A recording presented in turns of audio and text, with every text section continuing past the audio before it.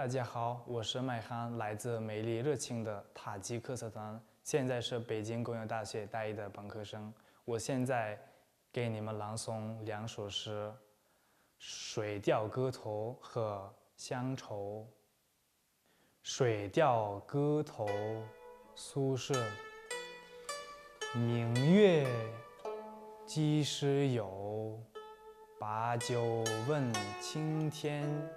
不知天上宫阙，今夕是何年？我欲乘风归去，又恐琼楼玉宇。高处不胜寒，起舞弄清影。何似在人间？转朱阁，低绮户，照无眠。不应有恨，何时重向别时圆？人有悲欢离合，月有阴晴圆缺。此事古难全，但愿人长久，千里共婵娟。乡愁余光中。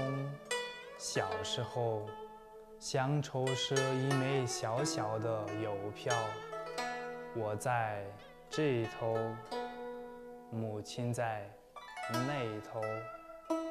长大后，乡愁是一张窄窄的船票，我在这头，新娘在那头。后来啊，乡愁是一方矮矮的坟墓，我在外头，母亲在里头。而现在啊，乡愁是一湾浅浅的海峡，我在这头，大陆在那头。